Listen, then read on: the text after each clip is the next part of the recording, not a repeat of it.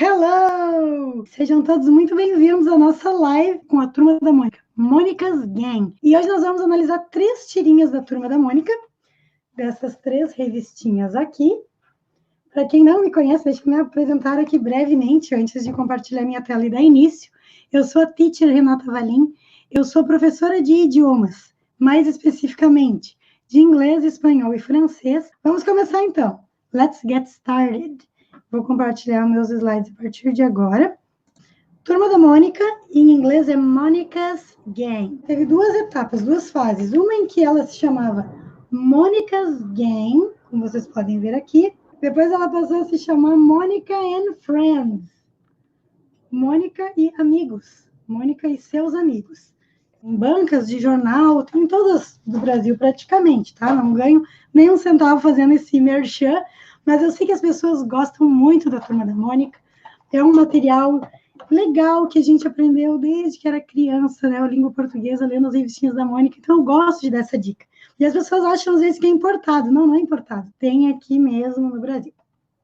Então, vamos começar pela Mônica and Friends, número 24, que é essa daqui. Vamos primeiro ver a tirinha toda em inglês, e aí depois sim nós vamos ver a pronúncia, o significado e as explicações. Mom, did you know that I'm a Brazilian citizen?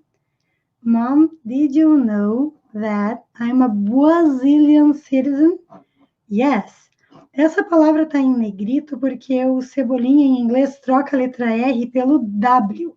Então, em vez de dizer Brazilian, ele disse Brazilian. E as pessoas podem pensar, mas isso não vai me confundir? Não, porque está em negrito. Eles destacam as palavras que foram alteradas por causa do Cebolinha, e na contracapa, aqui na última página, eles colocam a escrita certa. E a prova que não atrapalha é que nós crescemos lendo as historinhas da Turma da Mônica e ninguém fala trocando R pelo L no português por causa do Cebolinha, né? Então, isso definitivamente não atrapalha o aprendizado. Depois nós temos with a whole bunch of whites and duties. Well, that's good to know. With a whole bunch of whites and duties. Oh, duties. Well, that's good to know. You have the right to not complain and a duty to clean your room.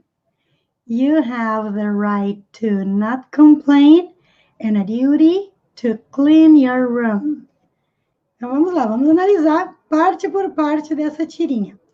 Cebolinha chega da escola falando com a mãe dele. Mom, did you know that I'm a Brazilian citizen?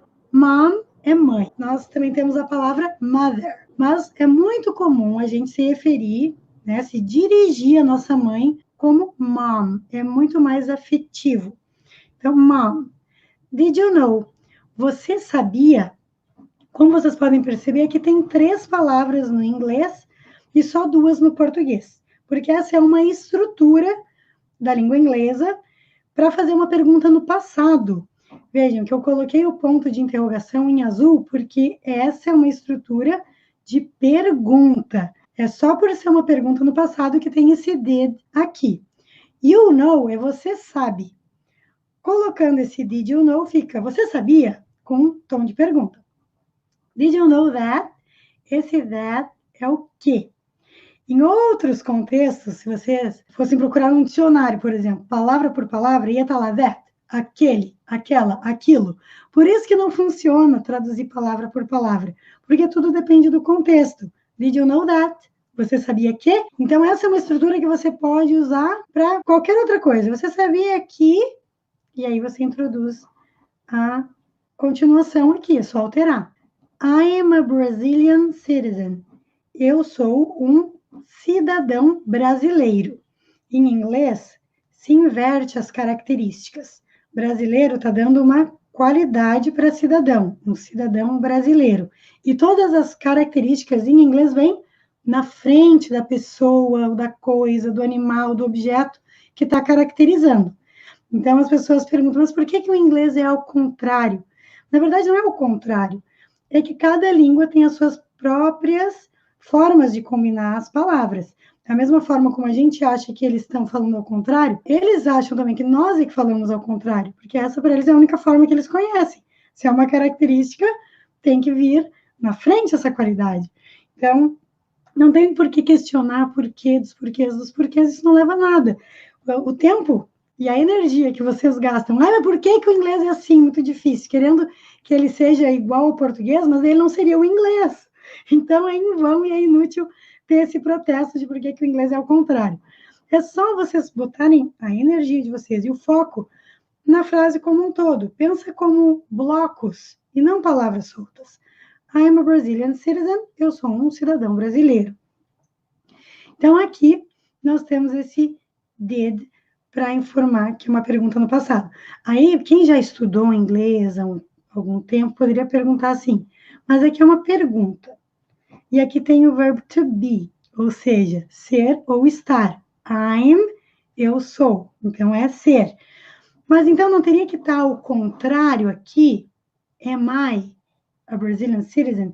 Na verdade, aqui é uma afirmação que ele está fazendo. Ele é um cidadão. A pergunta está aqui no início. Você sabia que eu sou um cidadão brasileiro? Nós não podemos fazer a estrutura de pergunta 2 vezes na frase. Na pergunta, uma vez só. E então, nós temos que identificar onde de fato reside a pergunta. E está aqui. Ok? Ele não está perguntando se ele é um cidadão brasileiro. Entenderam? Bom, seguindo, nós vamos ver que Brasil é o Brasil. Vejam que em inglês se escreve com Z. É assim mesmo. Lembrem desse detalhe na hora que tiverem que escrever em inglês ou se apresentar em inglês. E com relação à pronúncia, muito cuidado com esse R e o L do inglês, porque são diferentes do português. Em inglês, o R é enrolado. Brasil. Bra. Bra, não é bra. Brasil. E o L tem som de L mesmo, não é som de U, como no português Brasil. É Brasil.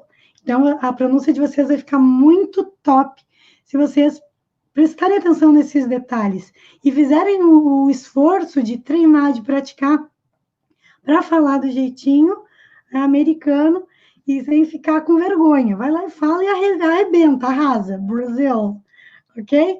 Brazilian, Brazilian, brasileiro ou brasileira. Aqui eu coloquei brasileiro, mas as características em inglês é masculino ou feminino, não mudam, servem para os dois gêneros. E um detalhe muito importante, não estão aqui por acaso com esse B maiúsculo. Em inglês, assim como os países, para nós, são com letras maiúsculas, as nacionalidades também são com letra maiúscula. Os idiomas e as nacionalidades sempre com letra maiúscula. Então, se eu vou falar português, I speak Portuguese, I speak English, ou I can speak English, nós temos que escrever English, Português, com E e com P maiúsculo. Lembre-se disso, que são aquelas características peculiares de cada idioma. Okay? Então, as nacionalidades, os idiomas e os países, sempre com letra maiúscula em inglês. Vamos ver alguns exemplos em frases, porque de nada adianta aprender assim só a palavra solta. Vejam aqui 2 frases bem simples. I'm from Brazil. Eu sou do Brasil. I'm, aqui tem 2 palavras. I am, que o inglês dá essa possibilidade de contrair, né? Tirar uma letrinha e escrever tudo junto, unindo essas 2 palavras utilizando um apóstrofo. I'm, eu sou, from, do, da, de, dos, das. Esse from é tudo isso, vai depender do país que vem depois. I'm from the United States, eu sou dos Estados Unidos. I'm from France, eu sou da França. Vejam que o inglês tem uma única palavra e equivale a várias do português, porque o português é que tem muitas concordâncias. Brasil, com Z. Eu sou do Brasil. I'm Brazilian. Eu sou brasileiro, eu sou brasileira. Em português, aqui, não precisa ser com letra maiúscula. I'm Brazilian. Eu sou brasileiro. Olha lá o B maiúsculo em inglês e o B minúsculo no português. Brazilian. Agora, vamos ver o exemplo que o Cebolinha utilizou. I am a Brazilian citizen. Vejam que ele colocou um A ali. I am a. Eu vou colocar um foco aqui na pronúncia. I am a Brazilian citizen. Eu sou, ou simplesmente sou, um cidadão brasileiro. O Kerlon Andrade Martins perguntou, por que na frase usam from e não of, se ambos têm o mesmo significado? Você está focando só na tradução, né, de of como de e from, of, de. Mas a gente tem que ver a função de cada palavra. Esse from tem a ideia e a função de origem, de onde vem alguma coisa. Então, por essa razão, é from e não of, ok? Origem, sempre se diz, ok? Seguindo, nós temos a frase com esse a, que significa um ou uma. Tanto um quanto uma. Tudo vai depender do que vem depois. I am a Brazilian citizen pode ser sou um cidadão brasileiro ou sou uma cidadã brasileira. Tudo depende de quem está falando a frase, se é um homem ou se é uma mulher, porque as características servem para os dois. Esse a está aqui por causa do substantivo da palavra, que é a palavra Brazilian, está caracterizando. Quando eu falo I'm Brazilian, sou brasileiro, ou eu sou brasileira. É simplesmente a característica, eu sou e a característica que eu sou. Agora, no momento que tem ali uma pessoa, uma coisa, um objeto, um animal, essa característica vem na frente e acompanha esse a para dizer um ou uma. Sou um cidadão, uma cidadã. I'm a Brazilian man. Vejam que é um erro comum as pessoas dizerem I'm a Brazilian, por exemplo. Mas essa frase estaria aberta, estaria faltando alguma coisa, porque é uma estrutura. Esse a tem que acompanhar uma outra palavra, que seria o substantivo, ou seja, aquela palavra que denomina as coisas, os seres, mulher, homem, gato, cachorro, ok? Então, I'm a Brazilian man, sou um homem brasileiro, claro que é redundante, poderia dizer simplesmente I'm Brazilian, né? Ou I'm a Brazilian man, só para mostrar que precisa, tem que ter. Ou, se for uma mulher, I'm a Brazilian woman, ok? I'm a Brazilian woman. Se for uma mulher falando, woman é mulher. E a única palavra que vai mudar é essa aqui, que é W-O-M-A-N, woman. Bom, seguindo ele diz, with a whole bunch of rights and duties. Claro que ele tem esse probleminha do R, ele não falaria como os americanos duties, ele falaria o T com som de T mesmo. With a whole bunch of rights, aqui eu já arrumei, para vocês visualizarem da forma certa, mas ele falou rights and duties. Mas um americano, né, que sem esse problema da fala dele, diria with a whole bunch of rights and duties. T com som de R, porque ele vem entre sons de vogais, isso acontece no inglês americano, principalmente. With, com, with, TH com som de S com a pontinha da língua entre os dentes. With. Não é difícil fazer esse som. É só colocar a pontinha da língua entre os dentes e soprar. With. Não é som de F. As pessoas dizem que é parecido, mas não é, porque a ponta da língua está aqui. Para fazer som de F, a ponta da língua não fica presa entre os dentes. With. A whole bunch of. Olha aqui o D, que haviam perguntado, né? O from e o of, o Kerlon. Aqui nós temos o D. A whole bunch of é uma estrutura, um monte de alguma coisa. Então, você pode dizer a whole bunch of books, um monte de livros, né? Ou qualquer outra coisa. Rights and duties, direitos e deveres.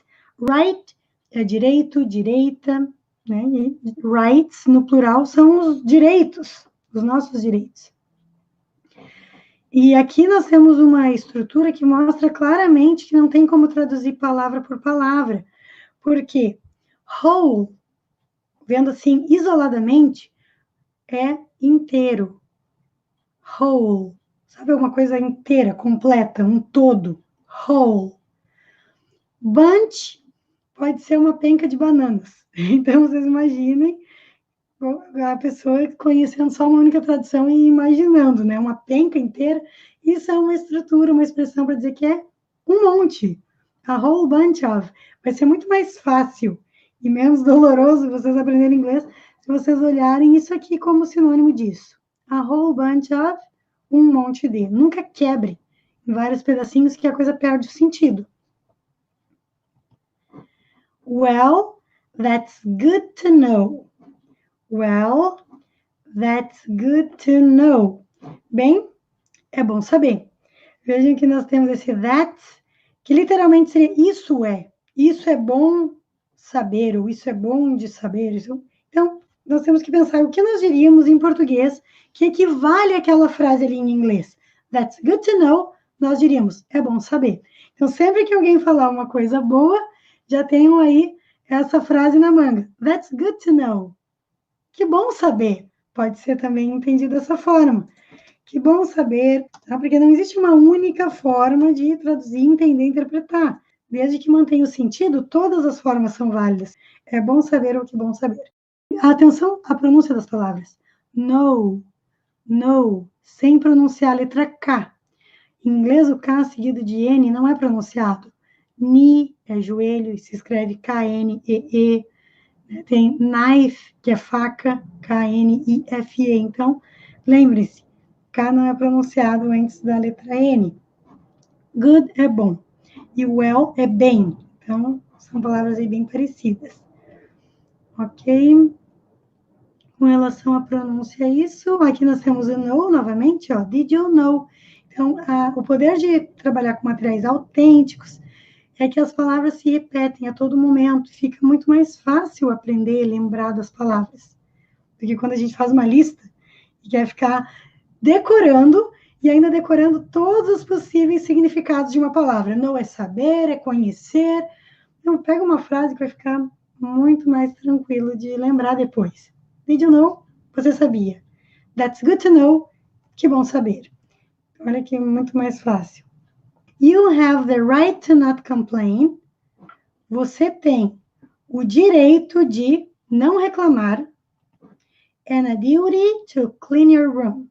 E o dever, ou um dever, de limpar o seu quarto. O que eu quero chamar a atenção aqui? You have, você tem. Tranquilo, have é o verbo ter. The right to, nós vimos que right é direito, direita, rights é direitos. Agora, prestem atenção na estrutura. The right to, o direito de. E aí vocês vão ficar pensando em palavrinhas soltas, mas não era o de, o from, ou não era o of, né? Que aqui, ó, nós temos a whole bunch of, que é de. Tem o from, que é de, ou do, ou da. E aqui é o to que está fazendo o papel do nosso de. Por isso que vocês vão sofrer muito se ficarem querendo ver palavra por palavra. The right to, o direito de. Isso vai introduzir uma ação, o direito de fazer alguma coisa, ou de não fazer alguma coisa, que é o caso aqui. Ela disse que ele tem o direito de não reclamar. Not complain. Not, não, complain, reclamar. And a duty to clean your room. E um dever de, olha aqui o to, exercendo a função de novamente. Um dever de fazer alguma coisa. A duty to. Eu coloco tudo da mesma cor porque vocês têm que olhar para esse conjunto de palavras juntos, assim como está aqui. Duty é dever, plantão também, as pessoas que trabalham on duty, estão de plantão trabalhando, né? Clean your room.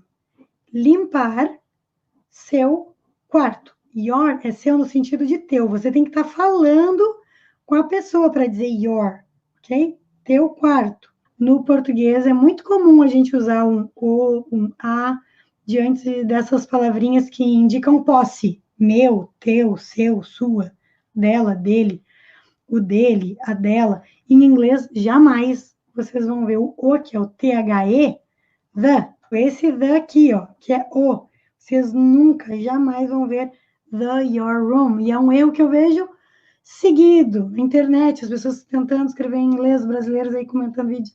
Então, cuidem para não pensar em português e traduzir para o inglês. O caminho é inverso, é o contrário. Vocês partem do inglês, aquilo que vocês já sabem, aquilo que vocês já conhecem, aquilo que vocês já viram, para usar. Não tem como a gente dizer aquilo que a gente nunca ouviu, né? A gente tem a bagagem do português e acha que isso é o suficiente para falar o inglês e não é. Um bebê que recém-nasceu aqui no Brasil não vai conseguir falar aquilo que ele nunca ouviu. Mas, incrivelmente, tem brasileiros que não ouviram certas coisas em inglês e querem falar sem saber, e aí acaba dando esse problema. E é por essa razão que esses grupos de WhatsApp, Facebook, vamos formar um grupo para a gente praticar inglês, quem aí quer aprender, vamos fazer um grupo. Isso dá muito problema, porque o pessoal faz exatamente isso, começa a pensar aqui, ó, em português, e aí, claro, clean your room, e aí você tá, e quarto é bedroom, mas é muito comum no dia a dia eles abreviarem e dizerem apenas room. Então, você fica lá só pensando em português e traduzindo para o inglês, muitas vezes usando um tradutor que também não conhece as estruturas, ele vai indo muito palavra por palavra também, joga lá, você nem sabe se a pessoa realmente sabe inglês ou se ela está copia e cola do Google Tradutor, e eu já vi isso muito. Eu participei de alguns grupos assim para ver como era o comportamento das pessoas, poder dar umas orientações, e o que eu via lá, nitidamente que a pessoa jogou no Google e colou, e as pessoas, nossa, você sabe muito inglês, quero chegar no seu nível. Se soubesse, um erro clássico de quem usa tradutor, que eu identifico assim na hora, é que as pessoas vão lá e digitam no tradutor e não respeitam os acentos. Quando escrevem em português sem acento, o que acontece? No português é diferente. E de é. João e Maria, né? João é irmão da Maria. E aí coloca o e quando queria dizer é. O que o inglês vai fazer? Vai traduzir errado. Ele vai colocar and, que é o e, em vez de is ou are, que é. Então eu vejo na hora, assim. Então, tomem muito cuidado. Praticar inglês aí com brasileiros que estão aprendendo, que acham que sabem, ou que pagam que sabem, sem saber. Isso é muito prejudicial para o nosso inglês. Tá, mas então como praticar, né? Se eu estou aqui no Brasil, eu preciso viajar, morar fora? É claro que não. Hoje em dia, né, a gente tem vários recursos, graças à tecnologia, e vários sites, aplicativos para praticar com os próprios nativos. Agora, nós vamos para Monica's Gang number 31, revistinha número 31. Deixa eu mostrar aqui para vocês qual é essa aqui. Monica's Gang 31, okay? Hey, I'm gonna give Maggie the biggest scare of all time. Hey, I'm gonna give, ou I'm going to give. Nós temos duas formas de pronunciar aqui. Nós podemos dizer I'm going to give, ou I'm gonna give Maggie the biggest scare of all time. Aí a barriga dela ronca. Oh, time to get some food. Oh, time. Veja que não é time. Time to get some food. É muito interessante a pronúncia do inglês e aos poucos ir perdendo os vícios do português. Time to, não é to get. Trava esse T, get. Some. A palavra termina com som de M. Boca fechadinha, lábios se tocando. Some food. Quase imperceptível. Então, vamos lá entender o que está dizendo aqui. I'm gonna give Maggie. Vou dar a Maggie. I'm going to. 1, 2, 3, 4 palavras no inglês para uma do português. Vou. Isso indica que você vai fazer algo no futuro, em breve. I'm gonna ou I'm going to. Give Maggie. Dar a Maggie.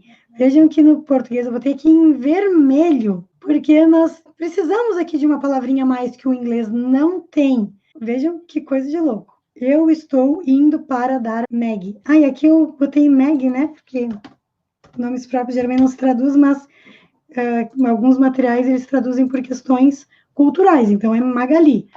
I'm gonna give Maggie. Vou dar a Magali the biggest scare. O maior susto of all time. Of all time, de todos os tempos. Então, vejam que time, no inglês está no singular, mas no português tem a ideia de plural. Nós não diríamos de todo o tempo, de todos os tempos. of all time. Scare é susto ou assustar. Big é grande e the biggest é o maior de todos. Vejam sempre a estrutura, tá? Olhem os coloridinhos e foquem no todo. Aí a barriga dela ronca. Oh, time to get some food. É hora de preparar alguma comida. Então, eu adaptei alguma coisa para comer, ok? O importante é manter o sentido. Ali, afinal de contas, food, comida, é uma coisa de comer, né? Então, vejam que é bem flexível, a tradução é livre, desde que vocês entendam ali o que está sendo dito. Então, aqui nós temos time com o sentido de hora. E aqui nós temos time, né, dentro de uma estrutura, of all time, de todos os tempos. Então, mesmo no singular, aqui está no plural, com a tradução de tempos, e aqui time com o sentido de hora, porque tem que olhar o todo. Mais uma vez, to com o sentido de hora de preparar. Aí podem pensar, mas o to é para, hora para preparar, mas nós sabemos aí que nós diríamos hora de fazer alguma coisa, hora de dormir, hora de comer, hora de tomar banho. Então, sempre adaptando da melhor forma para o português, para não ficar preso à tradução literal palavra por palavra. Get some food. Food é comida, alimento em geral. Get tem zilhões de significados, usos e traduções. Quando se refere à comida, ele tem o sentido de preparar, principalmente no inglês britânico. Get some food no sentido de preparar, mas também pode ser no sentido de conseguir, arranjar, obter alguma comida. Vou arranjar alguma coisa para comer, certo? Então, eu coloquei aqui o de preparar, já que está vinculado à comida. Get, uma das definições, dentre várias outras, get pode ser comprar, chegar, ganhar alguma coisa de alguém como um presente, mas também preparar quando significa refeição. To prepare a meal. To prepare a meal, uma definição de dicionário. Preparar uma refeição.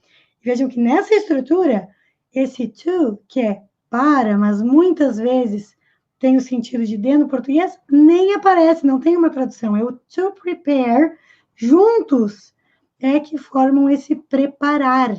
Dessa forma, se a gente tira esse to, o que acontece? Você chega para alguém e diz, prepare a meal. Você está mandando ou pedindo para ela preparar uma refeição. Prepare uma refeição, prepare a meal. Por isso a importância de focar nos detalhes. Aprender um idioma é uma questão de atenção, foco nos detalhes, sem se apegar nos porquês. Simplesmente olha e absorve aquilo ali, pega aquilo ali para você, se apropria do inglês. Não fica criando essa barreira, essa distância. Ah, mas por que daquilo ali? Ah, mas eu não sei daquilo ali, aquilo ali vai me confundir, que eu não vou lembrar que tem que ter. Se você está constantemente em contato com o inglês, usando, praticando, vendo, ouvindo, você vai lembrar.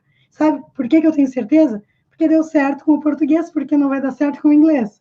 É só questão de estar exposto ao idioma, vendo sempre, você vai puxar da forma certinha, na hora de falar, na hora de usar, certo? E é por isso, gente, que eu sempre procuro ensinar para vocês que estão aqui de uma forma com materiais autênticos. O próprio dicionário aqui, ó, que é um material feito, né, para nativos, porque ele é em inglês, ele é feito para nativos, tirinhas, filmes, séries, músicas, porque vocês têm que partir do inglês da vida real. E quem é que não gosta, né, das tirinhas da Turma da Mônica? O Marcelo Ferreira disse, to dá a ideia de infinitivo em qualquer verbo. Depende da estrutura. O que é o infinitivo? O infinitivo é o ar, ir do português. Preparar, comer, sorrir. Mas nem sempre. Não é a única forma, não. Tem o ing também, ok? Que é o preparing, mas tudo vai depender da estrutura, certo? A Bel Cândido perguntou, pode ser hora de comer alguma coisa? Sim, com certeza. Pode sim. Por quê? Get e have tem essa ideia de ter alguma coisa, são sinônimos com o sentido de ter, e também have, que é ter, pode ser comer, beber, e have é sinônimo de get. Então, get some food, hora de comer alguma coisa, fica perfeito. Get some food, também pode ter essa ideia que ela vai preparar alguma coisa. E é claro, ela vai preparar para quê? Para comer, então, excelente, claro que pode sim. Viram o poder de não ficar amarrado numa tradução, eu não sei, eu errei, não tem. certo e errado, desde que mantenha a ideia. Olha aqui um exemplo. Who's getting the lunch? Who's getting the lunch? Quem vai preparar o almoço? Aqui com o sentido de preparar. O Marcelo, né, tinha perguntado sobre a forma de infinitivo com o to. Aqui no português apareceu um infinitivo preparar, mas em inglês apareceu getting, com ing. Who's getting? Quem vai preparar the lunch? O almoço. Cuidado que lunch não é lanche, é almoço, tá, pessoal? Então, quem está preparando o almoço não é essa, é uma estrutura de futuro. Who's getting the lunch? Quem vai preparar o almoço? Daí, dependendo do contexto, se você vê que tá alguém na cozinha, quem está preparando ou quem vai preparar, tudo depende do contexto. Essas duas formas seriam possíveis. O Alexandre Rodrigues perguntou: posso usar lot of no lugar de whole bunch? Sim, mas só está faltando um pequeno detalhe aí na estrutura. Tem o a. Não esqueça que tem o a, ok? Olha só. A whole bunch of. Ali você botou lot of, é a lot of a estrutura. Um monte de. E tem outra estrutura que não vai o a, que é lots. Não vai o a porque lots está no plural. Lots of é o mesmo que dizer a lot of, que é o mesmo que dizer a bunch of, que é o mesmo que dizer a whole bunch of, que é mais enfático com esse whole, a whole bunch. Então, cuide dos detalhezinhos que tem esse a. A whole bunch of, a lot of ou lots of. E vamos para a terceira e última de hoje, que é Monica's Gang 63. Aqui, os meninos estão, né, brincando de jumping rope, pular corda. I learned to jump rope again. I learned to jump rope again. One time, I did 100 jump ropes. One time, I did 100 jump ropes. Nós temos aqui esse buraco entre um quadrinho e outro, essas fumacinhas aqui para indicar que alguém está caindo aqui. E essa tirinha termina com a Mônica. Not a word about my weight. Not a word. Not a word. Vejam que na pronúncia de uma frase as palavras se emendam, viram uma corrente de sons. Letras mudam de som ao fazer isso quando vem numa frase. É um fenômeno natural. Not a word. Nara, com som de R. About, ou com som de A. T, não é about, é about. About my weight. Weight. Not a word, não é word. No dia a dia a gente fala, abre aí um Word, faz favor, digita tal coisa no Word. Mas, claro, portuguesando, né? Mas aqui é word, not a word. Vamos ver então como é que termina? Not a word, nenhuma palavra. Isso aqui é uma estrutura. Not é não. Vocês não podem ficar presos a uma única tradução que vocês conhecem. Vocês, às vezes, não conhecem todos os possíveis usos, funções, significados. Então, vejam que o not não vai ser não simplesmente. Tudo depende do quê? Da estrutura. Tudo depende das outras palavras que vierem depois. Tudo depende do contexto. Not a word about my weight. Sobre o meu peso. Not a word. Nenhuma palavra. Não faria sentido não uma palavra. Nenhuma palavra para eles é dito not a word. E é assim que vocês têm que aprender. About, que é sobre my weight, sobre meu peso. Olha aqui, nós temos um O no português. Né? Nós frequentemente colocamos esse O na frente do meu, da minha, a minha casa, o meu carro, a minha mãe. Mas em inglês, never, jamais. Vocês usam my, your, his, her, nunca vai ter o the, T-H-E, que significa o ou a, na frente dessas palavras. É uma estrutura que não existe no inglês. Mas no português, sim. E aí, pensando em português, o que a gente faz? Acaba cometendo erros em inglês. Então, eu coloquei em vermelho também para destacar que aqui nós temos uma palavra que não tem aqui e que não vai ter jamais, não é uma opção. E about my weight também poderia ser quanto. Nenhuma palavra quanto ao meu peso. Também é possível, porque mantém o mesmo significado. E weight, percebam que o GH é mudo, não é pronunciado. Weight. E quem conhece a palavra esperar em inglês, W-A-I-T. Wait to die. Wait to live. Wait to die. Wait to live. Wait é esperar. Tem a mesma pronúncia, mas são palavras diferentes, escritas diferentes, traduções, significados e usos diferentes, mas a mesma pronúncia. Wait. Ah, mas se tem a mesma pronúncia, como é que eu vou saber quando eu ouvir essa palavra sendo dita? Novamente, né? Volto a dizer, pelo resto da frase, pelo resto da estrutura e pelo contexto.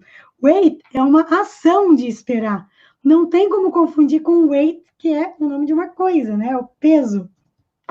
Então, não se preocupe. Em português, isso também tem. Saia é a roupa ou é o comando de alguém se retirar?